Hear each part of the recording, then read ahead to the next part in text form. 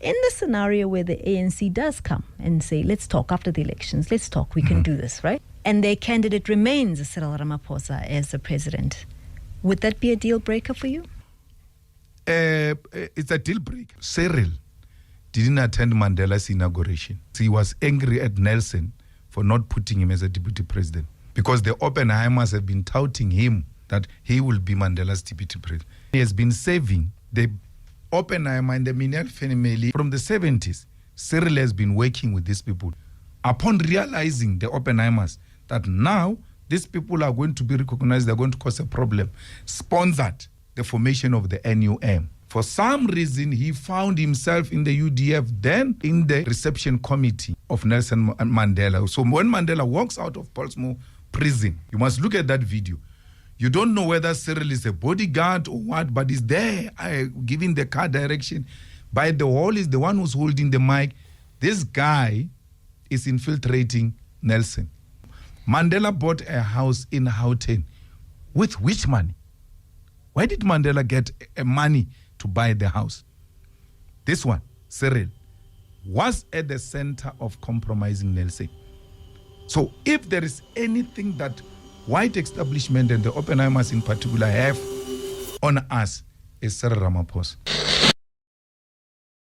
So you speak of principles guiding how you're going to negotiate. Yes. Let us say in the event that you get very close, and the ANC says, look, let's talk. You know, you've said yourself, you know, in politics, no friends forever, no everyone. Enemies forever. You know, these things can be negotiated, We right? talk to everyone. We talk to DA. And I'll come to that scenario. I'll come to that. You are, for now, they're enemy number one, but maybe it won't be for long. Absolutely, who knows? Politics. Yeah. In the scenario where the ANC does come and say, let's talk after the elections, let's talk, we can do this, right? And their candidate remains Cyril Ramaphosa as the president, would that be a deal breaker for you? Absolutely. Cyril, you know, you guys must get someone who, with courage, to just do a documentary about Cyril. Cyril didn't attend Mandela's inauguration because he was angry at Nelson for not putting him as a deputy president. Because the Oppenheimers have been touting him that he will be Mandela's deputy president. Cyril has been self-seeking, and he has been saving the Oppenheimer and the Minel family and all of them with loyalty, and not now. From the 70s. From the 70s, Cyril has been working with these people. Cyril went to establish a new NUM, a union of mine workers without being a mine worker. Cyril has never been a mine worker. Cyril has never been underground a mine. He went to school to do law.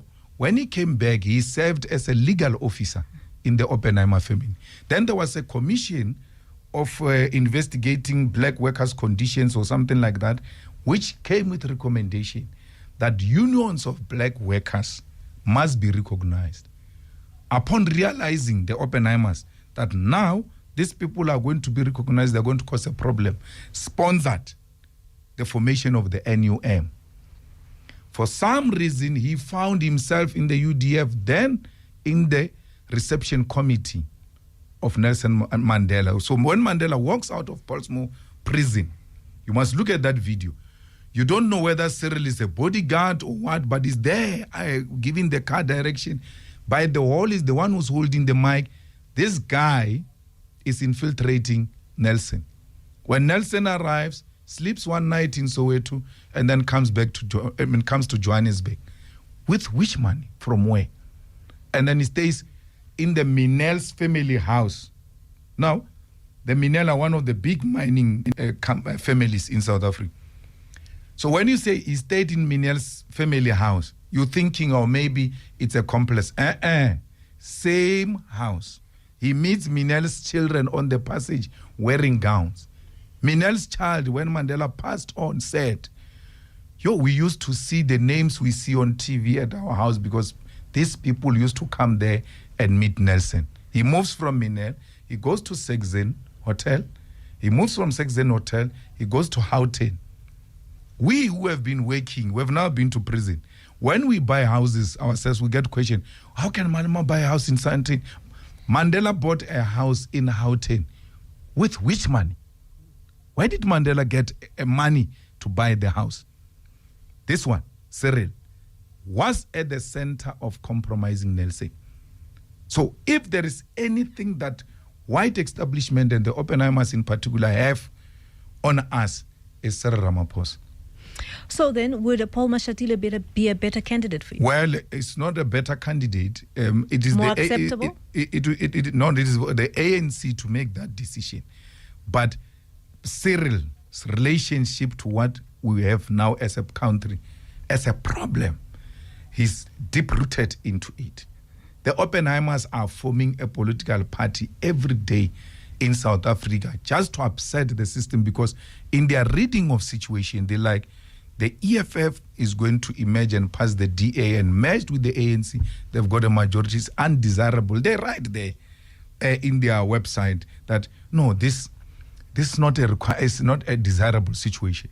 So what do we do? Let's fragment the black vote. What are the things that you look at in financing Rise Mzansi? Because that guy has got no history of mobilization of anything except being an editor of a newspaper. You give such a person 50 million and you say, no, it's donation. It's not donation. It's a formation of a political party. And then there is that lady who was a speaker here in Johannesburg. Sarah. Motuno Anansanuru is doing Sarah. We wake up in the morning, Sarah has got posters. Poster. Correct poster. It's very expensive. Where did she get the money? She was struggling here with us in Johannesburg. Then you've got Herman Mashab with no idea what he's doing. He gets given 15 million, every 20 million. All these monies of different political parties, including the DA, come from one family. And then this family just divided around their individual granddaughters, the daughters, and then they distribute it as if it's their individual money, but it's one family. Why? The Oppenheimers are the people who formed the political system in South Africa. Actually, the Oppenheimers were members of parliament when parliament started in South Africa. So this was designed by, all of this that we found was designed by them. Then they took a decision to get out and to do business. Now they feel they must still control a political space. At the center of that is Cyril. Whatever happens, Cyril must continue this. All the problems we had, Guptas and all of that, that's fine. Cyril wins to be a president of the ANC. Everybody who had a BEE deal, which has nothing to do with Zuma, has got nothing to do with Oppenheimers, on the basis of what you are bringing to the table, you have been accepted in whatever company you may think of. When this guy came, all those guys were dismissed. Were dismissed. Today is very difficult to find a black African millionaire, because if they had a stake in this coal company which was supplying Eskom with coal, they are taken out. Why? We don't need you. We've got the president. The president is on a speed dial. And then you want to subject us to that another 5 years of that suffering. And I don't understand why these guys don't take him on the basis of facts. Because these people were there. They know the facts. Tara says we leave Teflop together. Lekota. We go to join Steve Biko in the fight for freedom. Me and this guy were together in everything we're doing. There was a law of common purpose. We are arrested under the law of common purpose. Alone, I'm found guilty, sent to Robben Island. And then this one goes home. And when he goes home, I discover he wrote a letter that I'm the one who instilled communist ideas in his head. Cyril's father was a policeman. And when Cyril was in solitary confinement, the father had access to him. And in solitary confinement, it's precisely exactly that. No one must visit you. So we isolate you to break you. And there's no way you are in solitary confinement. Your father comes, he's a policeman. He says, tell them, my guy. You tell them we walk home. I'm here.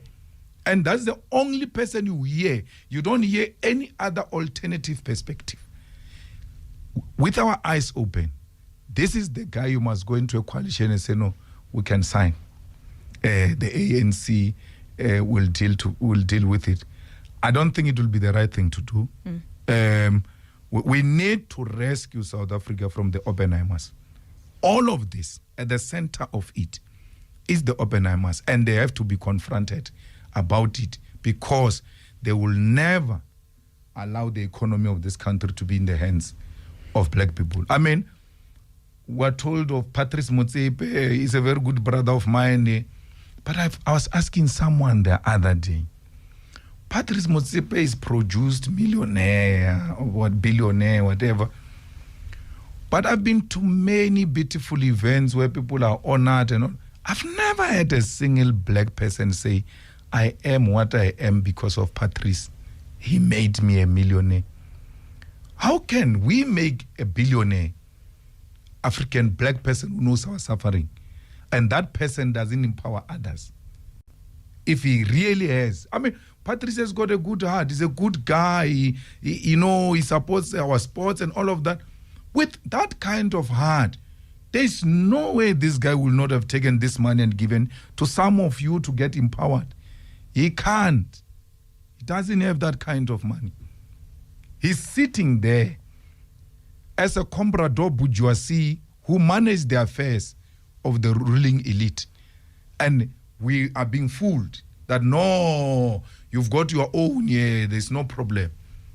So the Oppenheimers do exactly that to us, co-opt some amongst us and then put them there to create an impression, no, you are here. So it's a deal breaker. There you have it, guys. Julius Malema is usually full of these revolutionary speeches. Sometimes you wonder where he gets them from. But whatever the case is, we really hope that his wisdom transcends, and really contributes to the development of Africa and in helping solving Africa's really myriad of challenges. But what do you guys think about his speech? Share your thoughts in the comments. Thank you for watching, guys. I really hope you enjoyed this video. Please share and like and subscribe, because that's the way you support Kwazemi as a channel, an Afrocentric channel, where we try to understand deeper issues in African history and hopefully develop a collective intelligence on how we wish to build the Africa we want to see as people of Africa. See you in the next one.